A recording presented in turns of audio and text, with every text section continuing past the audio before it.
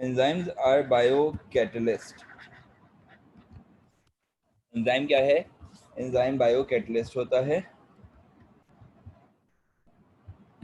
Enzyme is the one which speeds up the reaction, और ये जो स्पीडिंग अप है ये कैसे होगी? ये होती है by the help of lowering the energy of activation। इसी तरह से हम ये कह सकते हैं कि ये जो एंजाइम होता है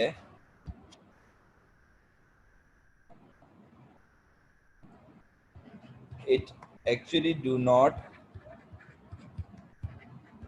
react with the it do not react with the substrate, and this particular structure of enzyme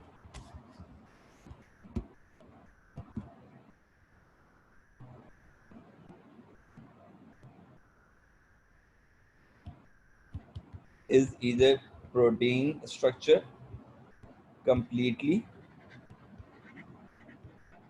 or partial, यानी कि partially it is made up of non-protein parts. Sometimes, most of the time it's completely protein in nature.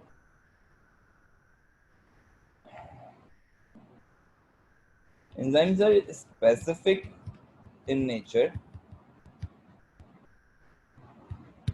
They are specific to choose their substrate.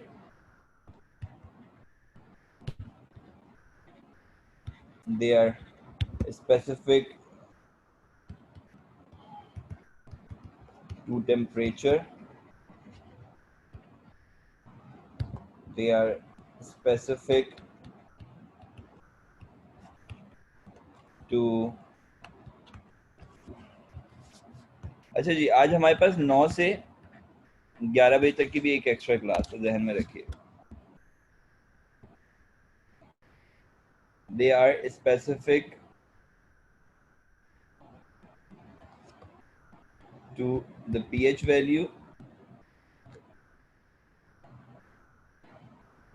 They are specific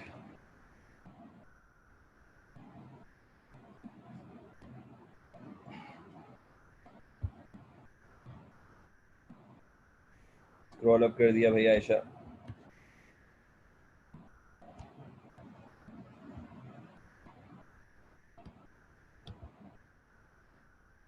okay, और further किस चीज से specific है? They are specific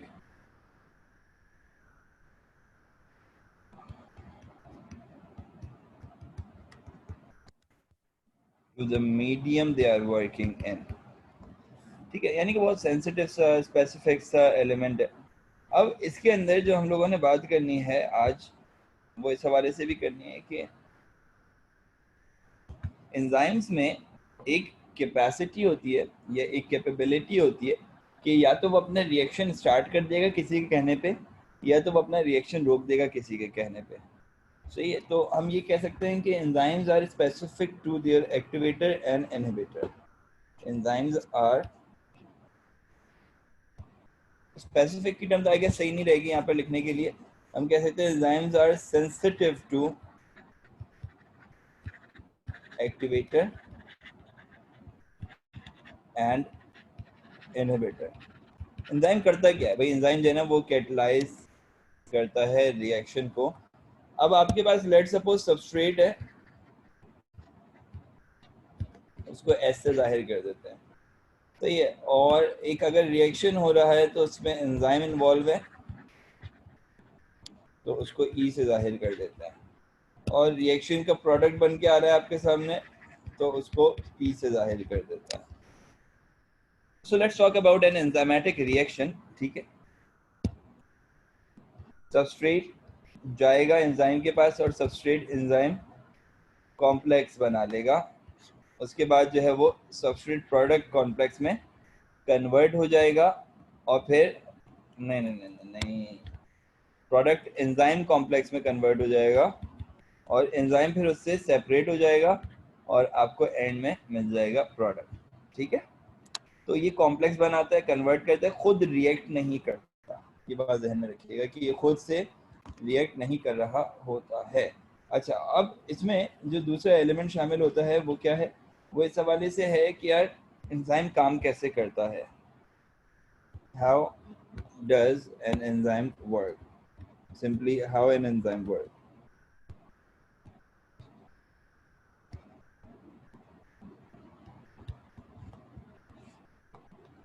जब आप किसी enzyme की बात करते हो पर्टिकुलरली,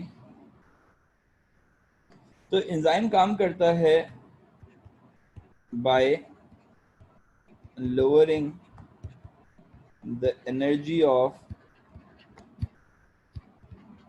activation। ये एनर्जी ऑफ एक्टिवेशन लोअरिंग कहाँ पर होगी, कौन करवा रहा है, कैसे हो रही है और ये होती क्या है, ये सब बातें दो पॉइंट्स के अंदर समझा रहा हूँ। पहली चीज तो ये कि every reaction, every sort of reaction needs a certain amount of energy to react. That certain amount of energy, that particular certain amount of doesn't take part in reaction. हाँ बेटा फुरकान, अच्छा okay guys, Furkan is asking that just to confirm because it's quite confusing, enzyme does not take part in the reaction at all. So yes, enzyme does not take part, enzyme does not react along with the reaction. Okay, या यूं कह लो कि if you add some enzyme to a reaction, you will get back that enzyme as it is. The enzyme will not destruct, the enzyme will not transform, it will not change its form. ठीक है, yes, the same thing Salal ने भी बोला कि the enzyme is chemically unchanged. Okay, अच्छा जी, every reaction needs a certain amount of energy to react. That is known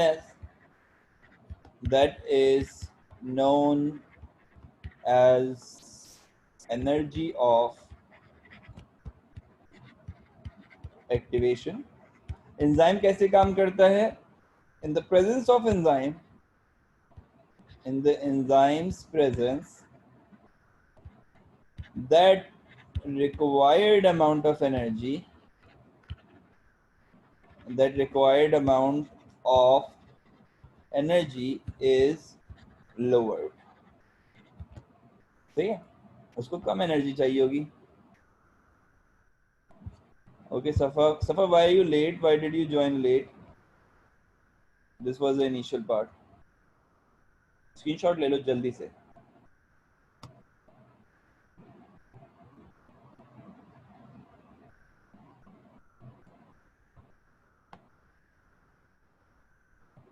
ठीक है बेटा, ओके.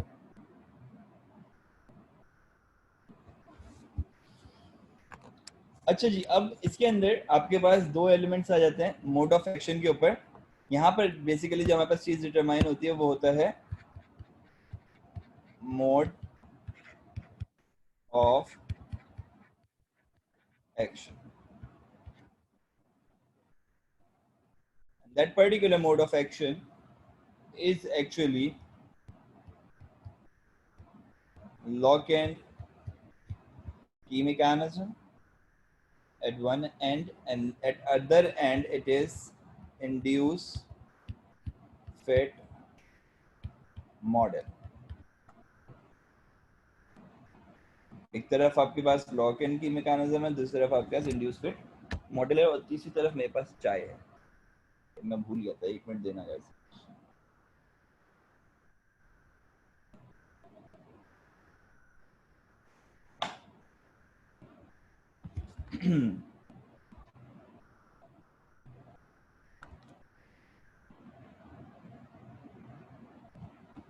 अच्छा, अब पहली चीज जो आती है आपके पास, जिसको कि हम लोग कहेंगे लॉक एंड की मॉडल.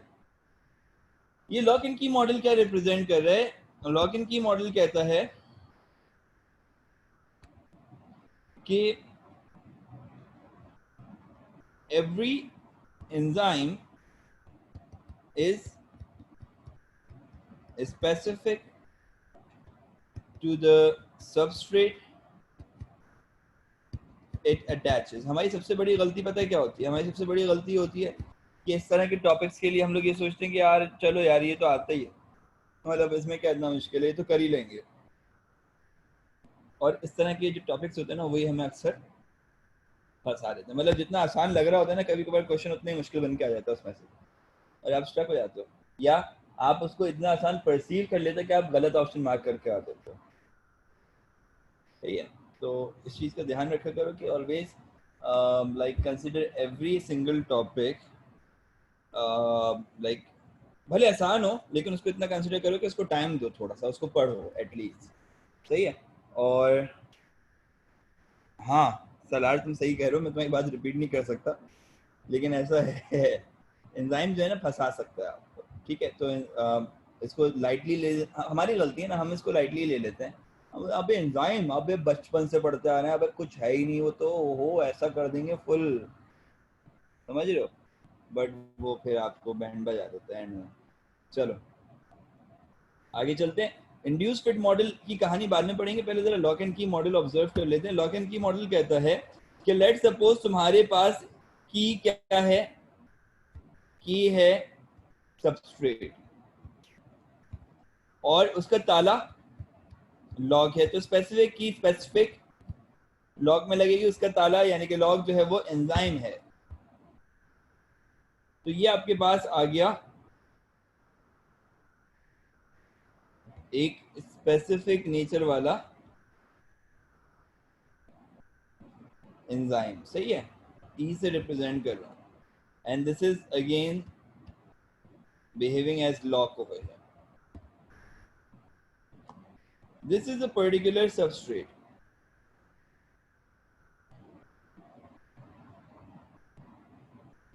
इस सबस्ट्रेट ने आकर इस एंजाइम पे अटैच होना, ये की है इसकी। जब तक इसको सही स्पेसिफिक की नहीं मिलेगी तब तक ये काम नहीं करेगा। ठीक है, सो जब ये यहाँ पे अटैचमेंट होगी तो ये इंटरमीडिएट तरीके से कॉम्प्लेक्स बनाएगा। Will do one thing that, हम इसी को ही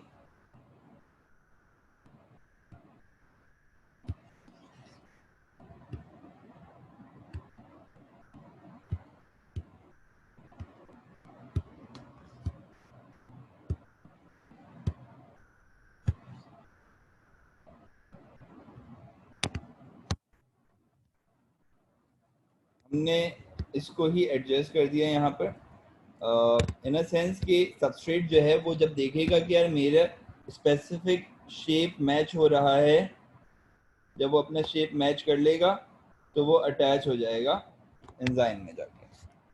ठीक है, this will form substrate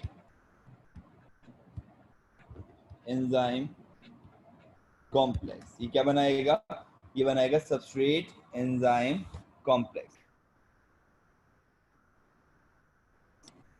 okay बेटा, हाँ शायद बेटा सलाल दोनों ही कंप्लीट करने की कोशिश है, क्योंकि अगली क्लास तो हमारी ईद में निकल जाएगी। I don't want to change the component of bioenergetics in test, तो मैं इस वजह से कोशिश करूंगा करवाई दूंगा।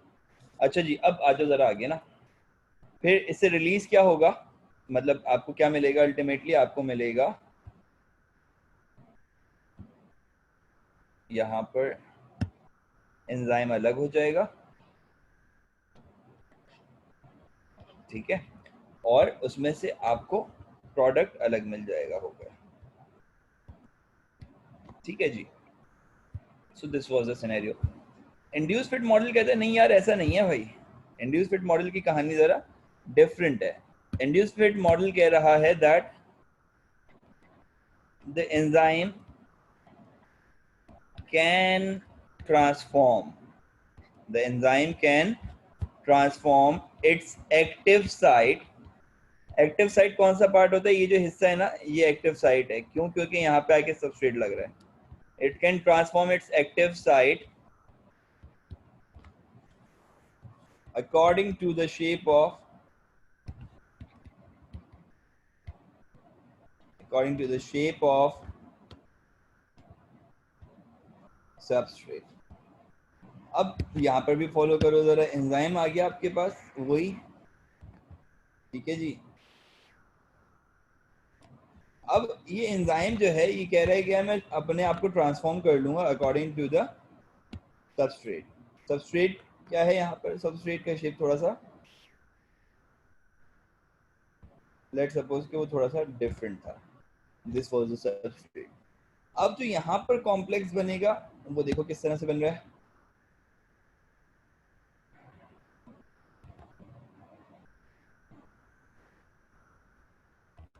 उसने क्या किया? उसने अपने आप को ट्रांसफॉर्म कर लिया लाइक दिस, ठीक है। और ये बन गया enzyme substrate complex. And ultimately क्या बनेगा इससे? एंजाइम अलग हो जाएगा। अल्टीमेटली क्या होगा कि एंजाइम अलग हो जाएगा।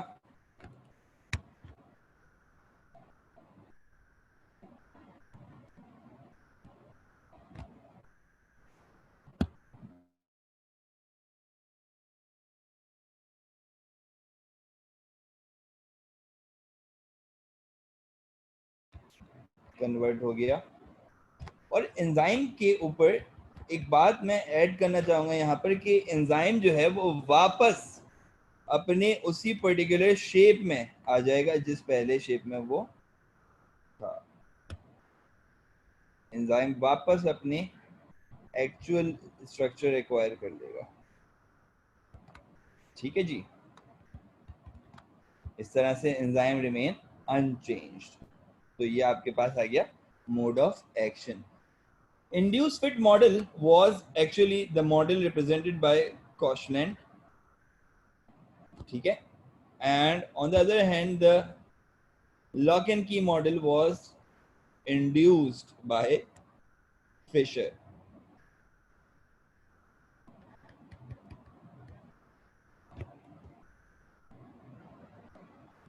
I guess C भी आता है इसकी स्पेलिंग में ना, देख लेना, ठीक है।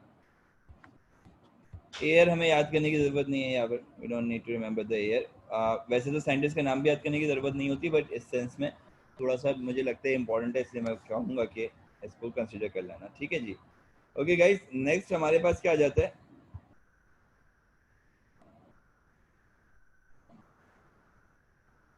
सवाल है इसके बाद, सवाल ये कि इन दोनों में से सही कौन सा है? Which one is the correct one?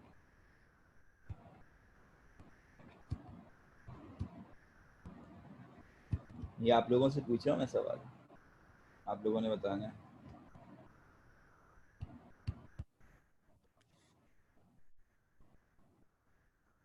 सनान ने इंड्यूस फिट बोला है, हुबा ने भी इंड्यूस फिट बोला है। बाकियों की कोई राय नहीं है?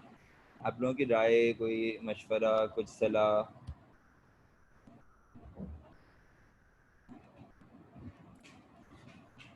ओके, इंड्यूस फिट मॉडल सही है। आप लोग कह रहे हैं सारे के सारे कि इंड्यूस फिट मॉडल सही है। अच्छा, तो इसका मतलब ये हो गया कि जो स्पेसिफिक नेचर है एंजाइम की हाँ जी, ओके सराल तो जो स्पेसिफिक नेचर है मैं इसको ना बात को कंक्लूड करता हूँ ताकि हम ज़्यादा टाइम वेस्ट ना करें इस पे। जो स्पेसिफिक नेचर है ना उसकी, हाँ सलार बिल्कुल सही पहुंच गए तुम, बिल्कुल सही पहुंच गए, बिल्कुल बिल्कुल सही। जो स्पेसिफिक नेचर है एंजाइम्स की, वो कुछ एंजाइम्स के लिए बिल्कुल ऐसा ही है कि वो चेंज नहीं करेंगे, और कुछ एंजाइम्स ऐसे होते हैं देयर आर, अच्छा ज़्यादातर ऐसे हैं जो कि चेंज नहीं करेंगे, ज़्यादातर लॉक एंड की मॉडल फॉलो करें। कुछ एंजाइम्स ऐसे होते हैं जो कि कहते हैं नहीं यार चलो सही है, हम चेंज कर लेंगे, सही है। और वो जो थोड़े से हैं जो कि चेंज कर लेते हैं खुद को, वो इंड्यूस फिट मॉडल को फॉलो कर लेते हैं। तो देखा जाए तो दोनों ही सही हैं, दोनों ही मॉडल अपनी जगह पे सही है। बस ये है कि दोनों में डिफरेंट एग्जांपल्स आएंगे एंजाइम्स की। एग्जाम्पल से मुझसे पूछना नहीं कि कौन सी एग्जाम्पल कहाँ पे कंसिडर की जाएगी, because I have no idea related to that. अगर हाँ आप लोगों को पता चले कि कौन सी वाली एंजाइम के मॉडल में कौन सी एग्जाम्पल रखने, तो आप लोग मुझे बताइएगा जरूर, ठीक है। भैया हर चीज़ तो नहीं पता होती ना टीचर को भी, है ना। और टीचर, अच्छा टीचर वो होता है जो उसे नहीं पता वो उस बात को एक्सेप्ट कर ले, बजाय इसके कि बच्चों को गलत बताए, है ना भाई। तो आपके टीचर को ये नहीं पता कि इसकी एग्जाम्पल्स क्या क्या है। और अच्छा, अब बात यहाँ पर आई गई है तो ज़रा टाइप्स ऑफ एंजाइम भी देखते हुए चलते हैं। काम करते हैं ना, एक क्लासिफिकेशन बना लेते हैं एंजाइम्स की।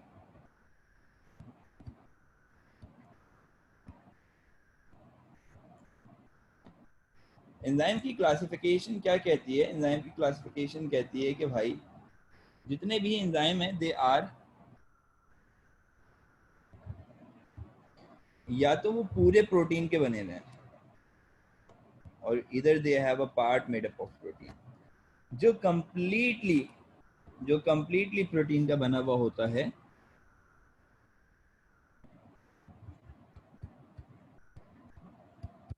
उसको प्रोटियो एंजाइम कहते हैं। जो पार्शियली प्रोटीन का बना हो, पार्शियली किसी और चीज का,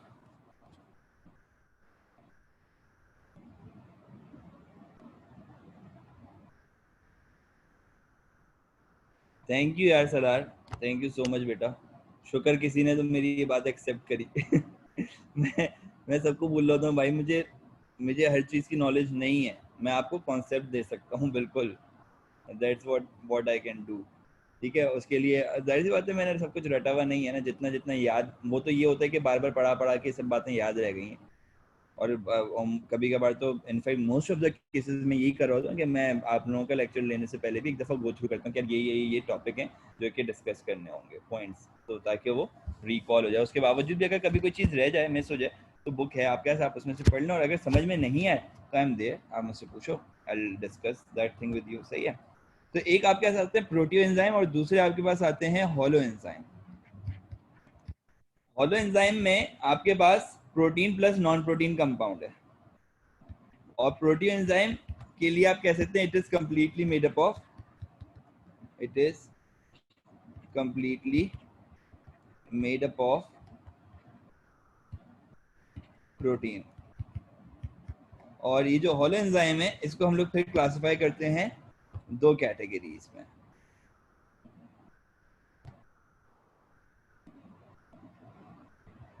इसको दो कौन कौन सी कैटेगरीज में क्लासिफाई करेंगे? एक आपके पास आ जाएगी, एक आपके पास वो पार्ट आ जाएगा जो कि प्रोटीन का बना हुआ है ना, एपो एंजाइम। दूसरा आपके पास आ जाता है non protein part. That non protein part is known as prosthetic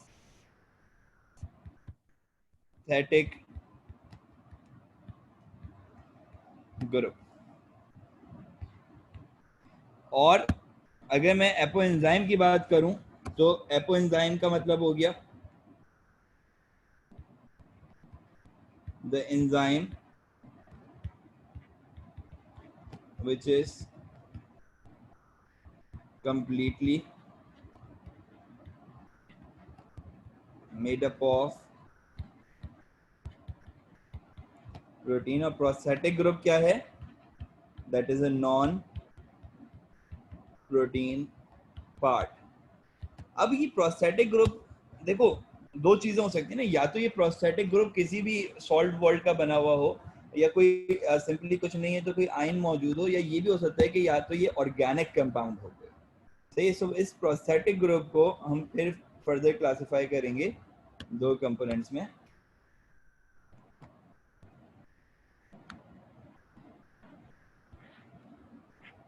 ठीक है गाइस, फॉलो करना। अब जो इसके फर्दर दो कंपाउंड्स में हम इसको क्लासिफाई कर रहे हैं, उसमें से मैं कहूँगा कि एक आपके पास ऑर्गेनिक है स्ट्रक्चर, तो वो कोएंजाइम है। यानी कि अगर कोई भी ऑर्गेनिक प्रोस्थेटिक ग्रुप लगेगा एंजाइम के साथ, नॉन प्रोटीन पार्ट है लेकिन ऑर्गेनिक है, तो वो कोएंजाइम है। और अगर नॉन प्रोटीन पार्ट है और इनऑर्गेनिक है तो वो को फैक्टर कहलाता है। I will just write the term organic and the term inorganic here. Inorganic में एग्जांपल आ गया क्या मैग्नीशियम का, इनऑर्गेनिक में एग्जांपल आ गया apoenzyme has the prosthetic group removed from it, apoenzyme has the prosthetic group removed from it. Ahmad देखो hollow enzyme वही होगा ना जो, हाँ बात तो वही है, तुम्हारी भी बात वही है, बात सही है, सही कह रहे हो।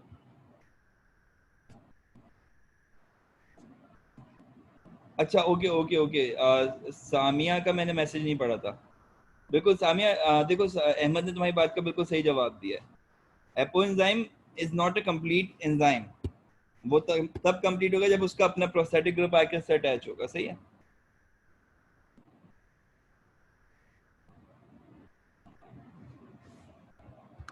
प्रोटियो एंजाइम में प्रोस्थेटिक ग्रुप की जरूरत ही नहीं है, यस एग्जैक्टली।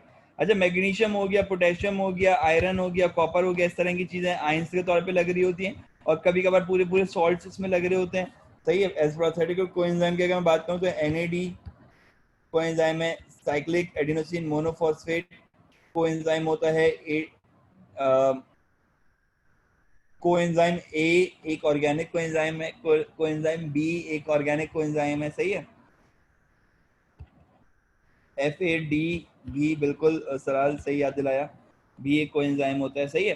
अच्छा अब ये सारी बातें, ये एक पूरा चार्ट तुम्हारे सामने आ गया ना, ये सारी बातें अगर एक्सेप्ट करते हो तो इस चैप्टर की लास्ट बात पे चलेंगे, वो ये कि रेट ऑफ एंजाइमेटिक रिएक्शन किन किन फैक्टर्स पे डिपेंड कर रहा होता है, और ये रेट चेंज कैसे होता है, सही। अगर यहाँ तक की बातें जरा क्लियर है, मुझे जल्दी से एक यस लिख के भेजो आप सब लोग, तो फिर मैं आगे दौड़ूँ जल्दी जल्दी से।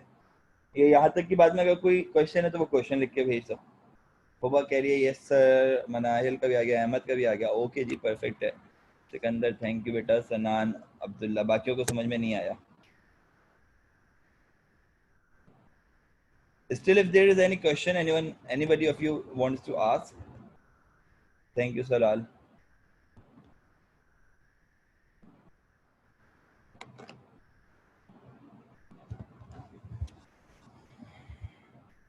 ठीक है गाइस आगे बढ़ते हैं, ठीक है। We call inorganic cofactor as activator, right? Activator भी हो सकता है अहमद और इनहिबिटर भी हो सकता है, सही है। मैंने यहाँ पे जितनी भी एग्जांपल दिए वो सारे के सारे में आपके पास एक्टिवेटर मैग्नीशियम नजर आ जाएगा, पोटेशियम भी एक्टिवेटर है, फेरिकाइन जो होता है वो इनहिबिटर के तौर पर रिएक्ट कर रहा होता है, सही है। अभी इसके हवाले से एक्टिवेटर और इनहिबिटर्स के हवाले से मैं आपको आगे जो है ना वो एक एग्जाम, अली अब्बास बेटा 8 बजे नमाज ब्रेक देंगे इंशाल्लाह, आप नमाज पढ़िएगा 8 बज के 5 मिनट पर अगली क्लास ज्वाइन कर लीजिएगा, ठीक है।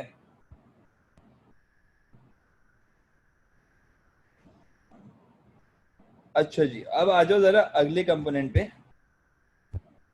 अगला कंपोनेंट क्या कहता है,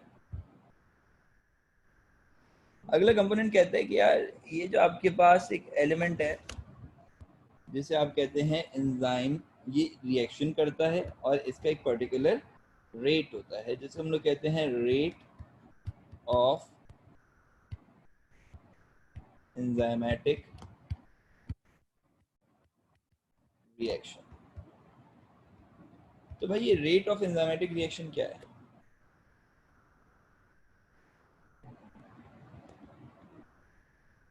आसान करके बताऊं, the amount of product produced in an enzymatic reaction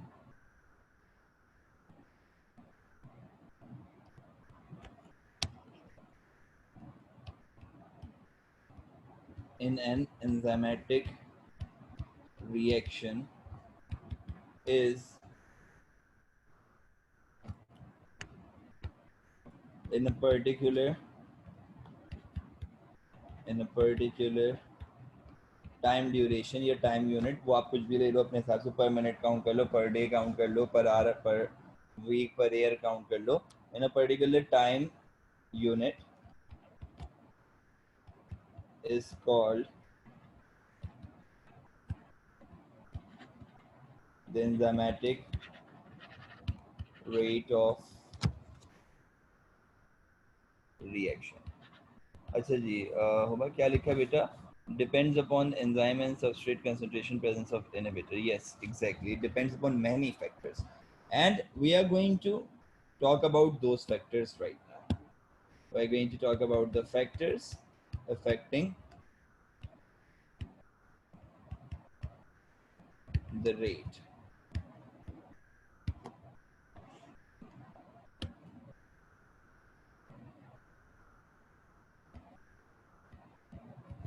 ठीक है जी, आगे बात करते हैं। जब आपके पास एक एलिमेंट आ जाता है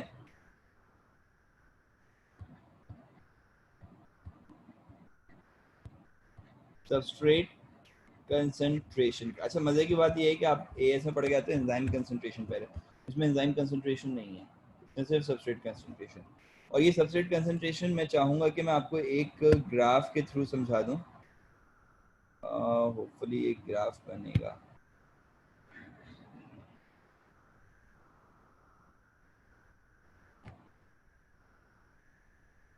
सही है जी। अब इस ग्राफ के अंदर होता क्या है कि हम एक्स एक्सिस पे ले लेते हैं। एक्स एक्सिस पे क्या ले लेंगे? Let's talk about substrate concentration on X axis, और वाई एक्सिस के ऊपर let's take the rate of reaction. और जो ग्राफ बनेगा that would be while increasing the amount of substrate you are increasing the rate of reaction, but at a certain limit, at certain particular limit वो आपके पास constant हो जाता है।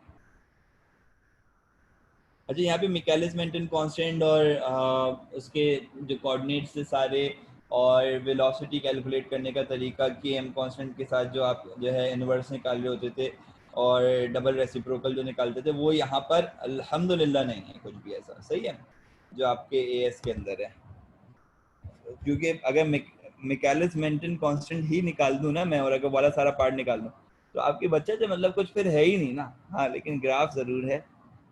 सही है, not even in NTS, not even in AKU, दोनों में नहीं है। तो मिकेलिस मेंटन वगैरह नहीं है इंड्यूस्ड इन एकेयू, तो ना करें ना, हाँ नहीं करो। वो रखते हैं किंगडम्स के बजाय। हाँ हाँ सही है, जो बात है। ठीक है जी। तो इसके कुछ बच्चों वाली बातें सुन लो भाई जरा। अब तो आपका लेवल ही अलग हो गया ना, ये अलग लेवल हो गया, आप अलग लेवल पे आ गए, आसान हो गई जिंदगी। ठीक है भाई, अल्लाह ताला और आसानियां पैदा करे, आप लोगों को खुश रखे। The increase in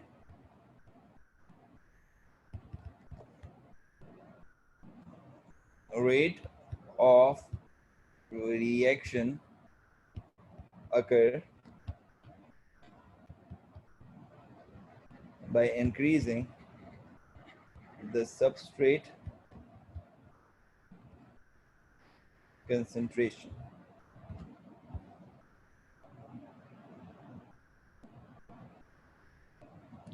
हाँ सलार, एक्सेप्टेबल है, बिल्कुल तुम्हारी बात बहुत अच्छी तरह से एक्सेप्टेबल है। In fact it is also detailed इन। अच्छा भाई, सलार क्या कह रहा है? बाकियों के लिए एकदम से हो जाता होगा, सलार ने प्राइवेटली मैसेज किया, मैं बता देता हूँ। Salar Singh, A level is much more detail in biochemistry and genetics वाला टॉपिक देन इंटर। अच्छा, मैंने क्योंकि जाहिर सी बात है दोनों के ऊपर काम किया हुआ, मैं आपको इसके हवाले से एक आइडिया देता हूँ कि when you talking about A levels ना, ए लेवल्स के अंदर कंपोनेंट्स या कंटेंट टॉपिक्स के सिलेबस के अंदर कम है, लेकिन उसकी डिटेल ज़्यादा है। इंटरमीडिएट के अंदर डिटेल कम है, टॉपिक ज़्यादा है। अगर एक मैंने ऐसी बैठ के मैं अंदाज़ा लगाया था, दोनों टॉपिक्स की लिस्टिंग कर रहा था, तो इंटरमीडिएट में almost more than double topics हैं ए लेवल के मुकाबले, लेकिन डिटेल मोर देन हाफ कर लो उसको। सही, लेस देन हाफ कर दो उसकी डिटेल को, ये वाला हिसाब किताब है। तो अच्छी बात है, तुम लोग जब अपने प्रिपरेशन पे फोकस करो तो इस चीज़ को ध्यान में रखते हुए करना कि कहाँ कहाँ पे तुमने एक्स्ट्रा कंटेंट के ऊपर काम करना है। एक्स्ट्रा कंटेंट पे लाजमी काम करो, अपने उन टॉपिक्स को लाजमी पक्का करो जो ए लेवल्स में नहीं किए हुए, क्योंकि जो ए लेवल के अंदर मौजूद है उसमें कुछ ना कुछ आप अपनी जुगाड़ निकाल ही लोगे जब सवाल सामने आएगा। अब मसला आपको वहाँ पर आएगा जो कि आपने टॉपिक पढ़ा ही नहीं है ए लेवल्स में। सही है। So the increase in rate of reaction occur by increasing the substrate concentration after when all the enzymes are consumed, after when all the enzymes are consumed the increase in further concentration of substrate, further concentration of substrate do not increases the rate. मैं इस बात को यूं भी कह सकता हूं बच्चों कि यार देखो, मैं जब आप लोगों की तरफ, हाँ हुबा ने बिल्कुल सही बोला कि वो जब सैचुरेट कर जाता है, एंजाइम सैचुरेट कर जाता है, जब मैं आप लोगों के लेवल पे था ना, मेरे जहन में कंफ्यूजन होती थी बहुत बड़ी सी, और मैं वो कंफ्यूजन आप लोगों से डिस्कस करने जा रहा हूँ। हो सकता है कि कंफ्यूजन सुनिएगा तो आप लोग भी कंफ्यूज होते हैं, बट फिर भी क्योंकि मेरे जहन की वो कंफ्यूजन थी, तो मैं चाहूंगा कि बिल्कुल no active side is left. दलाल की बात को आगे बढ़ाते हुए और हुबा की बात को आगे बढ़ाते हुए तुम दोनों से और बाकी सबसे मेरा सवाल है कि यार अगर एंजाइम सैचुरेट हो गया, कोई एक्टिव साइड खाली नहीं रही, तो क्या रेट ड्रॉप कर जाएगा या रेट कंटिन्यू करता रहेगा उसी लेवल पे? अगर उसी लेवल पे कंटिन्यू कर रहा है तो क्या ये इसका मकसद ये नहीं है कि रेट बढ़ जाना चाहिए था? क्योंकि जब पुराना सबस्ट्रेट प्रोडक्ट में कन्वर्ट हो जाएगा तो वो नया सबस्ट्रेट अटैच करते हो रहे, तो नंबर ऑफ प्रोडक्ट तो आपके पास बढ़ रहा है ना।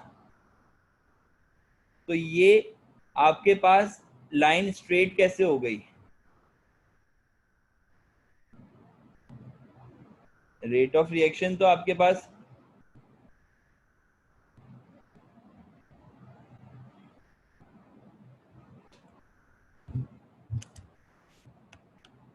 रेट की लाइन है, प्रोडक्ट की नहीं है। अच्छा, पर time interval product same amount produce हो रहा है, सही है जी।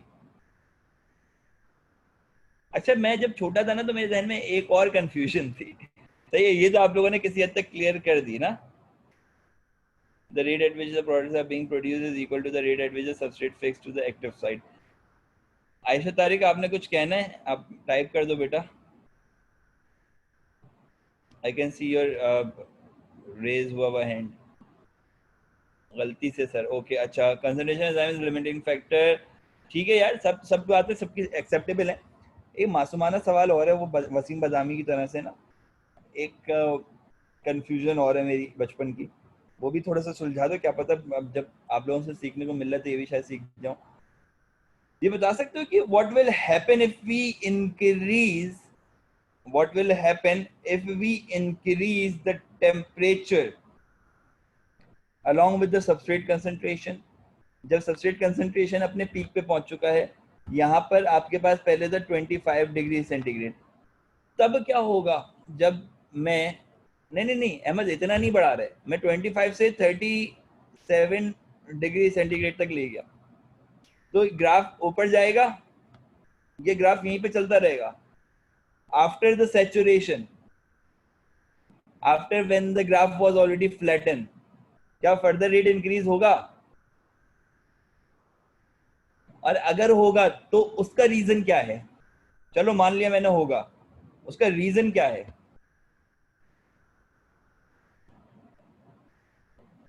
कोलिजन थोड़ा ऊपर जाएगा फिर कांस्टेंट हो जाएगा, मतलब थोड़ा ऊपर जाएगा फिर कांस्टेंट हो जाएगा। सिकंदर, तुम्हारी बात अगर मैं एक्सेप्ट करते हुए यहाँ पर एक येलो लाइन ड्रॉ करूँ इसी के बिलमुकाबिल, तो तुम ये कह रहे हो कि सर ये 35 पे अगर आपने कहना तो ये यूं हो जाएगा, यही हो गया ना सिकंदर?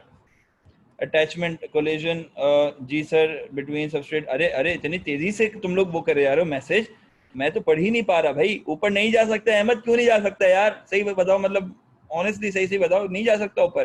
टेम्परेचर बढ़ा दिया मैंने, 12 डिग्री सेंटीग्रेड ऊपर किया टेम्परेचर।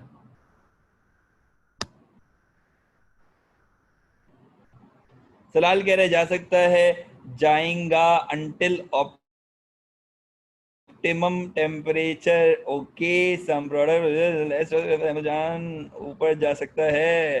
अहमद जान, सलार कह रहे हैं अहमद जान ऊपर जाएगा, अहमद जान ऊपर जाएगा, जा सकता है, जा तो सकता है, चलो मैंने भी मान लिया। हाँ भाई, इतना प्यार चल रहा है, बस क्या करें। मैं एक्सेप्ट करता हूँ, मैं कबूल करता हूँ कि ग्राफ तो ऊपर जाएगा, ठीक है। अब एक मासूमाना सवाल और एक बचपन की कंफ्यूजन और तुम लोग ही दूर कर सकते हो, तुम लोग का आसरा है इस सवाल के अंदर। अब जरा गौर करना, आखिरी बात, अगर 25 डिग्री सेंटीग्रेड से 20 पे गिराता तो क्या नीचे आता ग्राफ?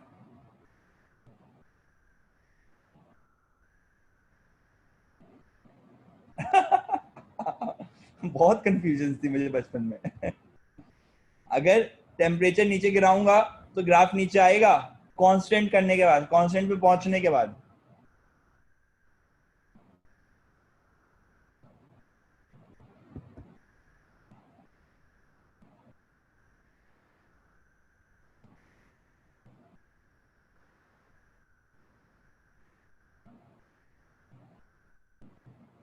अच्छा, अब मैं तुम लोगों को कंफ्यूज करता हूँ। जो मेरी कंफ्यूजन थी ना, हकीकत में थी, ये मैं मजाक नहीं कर रहा, ये नहीं समझना कि सर सवाल पूछने के लिए जो है ना बचपना खेलना है हमारे साथ, ये वाकईतन थी कंफ्यूजन। अब मैं तुम लोगों को दो ग्राफ बना के दे रहा हूँ और दोनों मैं ग्रीन कलर से बनाऊंगा, जो कंफ्यूजन मुझे थी एक्चुअल में। सही है जी, बताना अब जरा।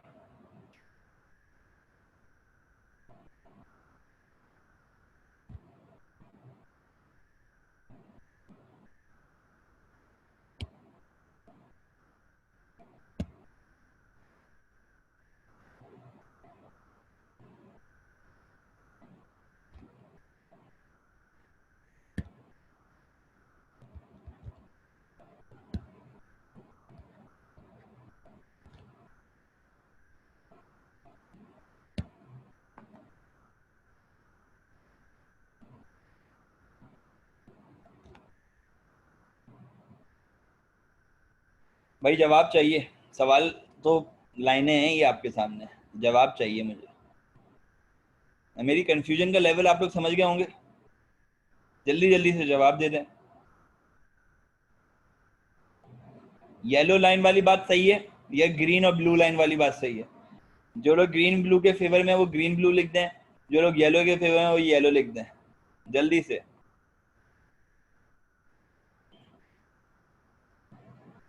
अहमद ने येलो बोला है, सनान ने ग्रीन ब्लू बोला है, सलाल ने depend on other factors to depend. Salal other factors constant कर दो, नेग्लेजिबली कांस्टेंट है वो, नेग्लेक्ट कर दिया हमने, अदर फैक्टर है ही नहीं। Sikandar is saying yellow, okay. आप लोग भी हो गए ना कंफ्यूज हैं? मजेदार टॉपिक है ये, मतलब दिखने में ऐसा लगता है ओ हलवा, बिल्कुल कुछ है ही नहीं। Axes must be different from two different graph. मैं तुम लोगों को मतलब बताता हूँ ना सवाल। हाँ सलार बिल्कुल सही, आपका बात, आपकी बात सही है कि इसमें सवाल क्या है सर, एक पूछना क्या चाह रहे हैं आप वो बताए, है ना? तो पूछना ही चाह रहा हूँ कि येलो लाइन जो है ना वो कहती है कि अगर टेम्परेचर डिक्रीज करोगे या टेम्परेचर इंक्रीज करोगे, सही है, येलो लाइन कहती है कि टेम्परेचर डिक्रीज या इंक्रीज करोगे तो रेट ऑफ रिएक्शन कम या ज्यादा होगा, सही है। और ग्रीन और ब्लू लाइन को फेवर कर रहे हैं जो लोग, वो ये अल्टीमेटली मैसेज दे रहे हैं कि सर रेट ऑफ रिएक्शन तो उतना ही होगा, सही है, बस ये कि जल्दी पहुंच जाएगा पीक पे और देर से पहुंचेगा पीक पे। अब आप बताएं आप किसको फेवर करते हैं, कौन सी बात सही है?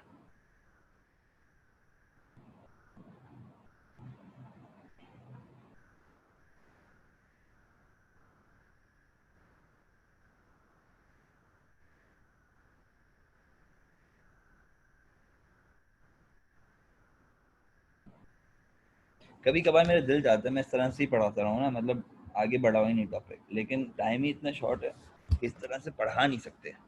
अगर इस तरह से घुस जाए ना हर टॉपिक में ही, मतलब यकीन जानो आप लोगों को मैं जो है ना बाबा बायोलॉजिस्ट बना के छोड़ूंगा। नमाज ब्रेक दे देंगे यार, सलाह पढ़ लेना, कोई मसला नहीं है, अभी पढ़ लेना, अभी है टाइम बाकी। इसके बाद कौन सी क्लास है आप लोगों की? केमिस्ट्री है? बस सही है, मैं फैजान को भी मैसेज करता हूँ, मैं उसको बोलूँगा कि यार थोड़ा टाइम दे दो बच्चों को, नहीं ये जैसे चाहे नमाज रह जाएगी उन लोगों की। अच्छा जी, दूसरे उस पर आते हैं। आप लोग देख रहे हैं मैं कितनी बेरहमी से उस सवाल को neglect किया। I would change in temperature, change the maximum rate of reaction when the limiting factor is not temperature but the enzyme concentration. I guess green blue वाला सही होगा, I guess green blue वाला सही होगा। चलो देखते हैं। अब मैं आपको मजे की बात बताऊं, ये सवाल है ओ लेवल का, ये ए लेवल से भी पीछे चले जाओ, ये ओ लेवल के अंदर ये ग्राफ दिया हुआ है, इनफैक्ट शायद कलर भी ये येलो ग्रीन ब्लू दिए हुए हैं उन्होंने, सही है। इसके लिए मैं आप लोगों को दे रहा हूँ पूरा, यूँ समझ लो कि एक दिन का टाइम, मुझे कल इसका जवाब दे देना आराम से, मसला नहीं है। और रही बात कल तक की, तो मैं कोशिश करूँगा कल भी एक एक्स्ट्रा क्लास रख ही लूँ, सही है। अच्छा जी, दूसरे कंपोनेंट पर आते हैं, टॉपिक जरा बेटा कंप्लीट करना है स्पीड में जल्दी से। दूसरा कंपोनेंट है टेम्परेचर का। बड़ी सिंपल सी बात है कि टेम्परेचर इंक्रीज करोगे रेट इंक्रीज होगा, 38 पर 38 डिग्री सेंटीग्रेड पे जाके रेट हो जाएगा कांस्टेंट, और 38 प्लस पर जाकर रेट ड्रॉप होना शुरू हो जाएगा। सही है, टेम्परेचर इंक्रीज किया, रेट इंक्रीज हुआ, टेम्परेचर यहाँ पर 38 से ऊपर लेकर जाओगे अगर, तो टेम्परेचर रेट जो है वो ड्रॉप करेगा। ठीक हो गया। और तीसरा कंपोनेंट इसका आ जाता है पीएच। पीएच में सिंपल सी बात है कि specific enzymes are specific to specific pH. ठीक है, इसके बाद आपके पास एक एलिमेंट आ जाता है इसकी एग्जाम्पल का, जैसे कि स्लाइवरी अमाइलेज है, वो आपके पास स्लाइटली एल्कलाइन नेचर पे काम करेगा, और अगर पेप्सिन है तो वो आपके पास स्लाइटली स्लाइटली क्या बल्कि हाईली एसिडिक पीएच के ऊपर काम करेगा। सही है, और इसी तरह से फिर कंपोनेंट आ जाते हैं आपके पास इनहिबिटर्स के हवाले से, वाटर और रेडिएशन के हवाले से। सही, पहले वाटर और रेडिएशन कर देता हूँ ताकि आसानी हो जाएगी। वाटर नहीं होगा, if absent then the rate is zero. ज़्यादातर रिएक्शन क्योंकि जब वो वाटर की अवेलेबिलिटी में होते हैं, और रेडिएशन का ज़्यादातर रिएक्शन रेडिएशन का मामला ये है कि अगर रेडिएशन होगी तो it slow down the rate of reaction. ठीक है, अच्छा जी, इसके बाद फिर हमारे पास आते हैं इनहिबिटर की कहानी। एक एंजाइम का स्ट्रक्चर बना रहा हूँ समझाने के लिए कि इनहिबिटर काम कैसे करते हैं। लास्ट मिनट बचा है हमारे पास, लास्ट मिनट में लास्ट कंपोनेंट, ये एक एंजाइम है। इस एंजाइम के पास क्या होता है, एंजाइम के पास एक ऐसा स्पॉट होता है जहां पर ये अटैच करता है दूसरी कंपोनेंट को। सही है, इस स्पॉट को हम लोग कहते हैं, यहाँ पे सबस्ट्रेट आके लगेगा, यहाँ पर जो आके लगता है दैट इज नोन एज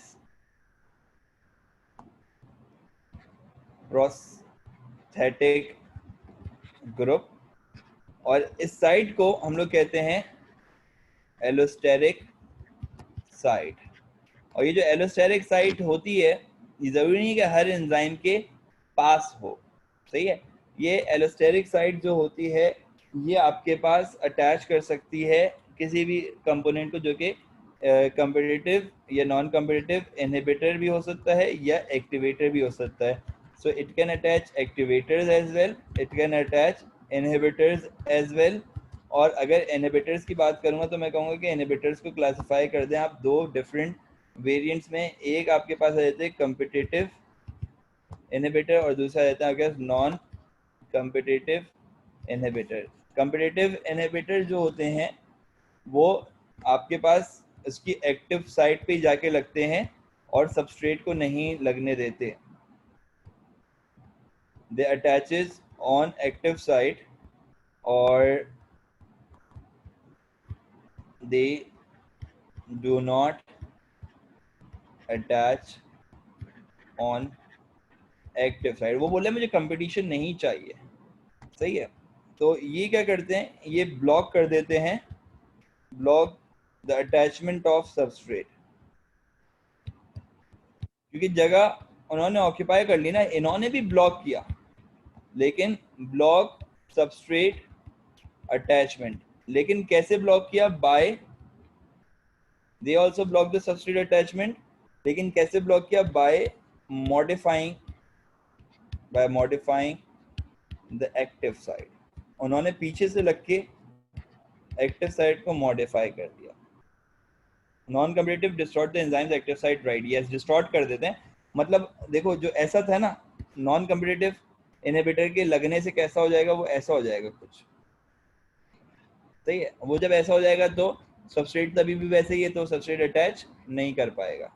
सही है, ये वाली कहानी हो गई। चलो यही तक रखते हैं, इंशाल्लाह ये चैप्टर हमारा जो है वो खत्म हो गया, और इसके बाद जो हम लोग अगली क्लास में अगला कंपोनेंट डिस्कस करेंगे।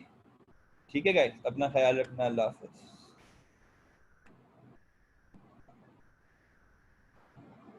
बेटा आज रात जब क्लास एंड हो जाएगी ना, तो फिर आखिर में हम लोग जो है ना एक 10-5 मिनट का सेगमेंट रख लेंगे, उसमें मैं आप लोगों को सारी जितने भी अभी तक की पीडीएफ नहीं भेजी हुई है वो सब भेज दूंगा, ठीक है। लो जी बेटा, और स्क्रॉल अप करूं सलार?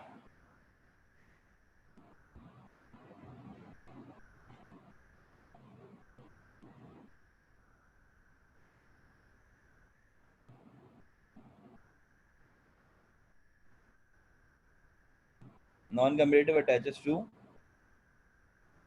एक्टिव साइट, यस, और attaches to allosteric site. Okay Vikas, you need to see the graph, here you go with the graph thing, ठीक है।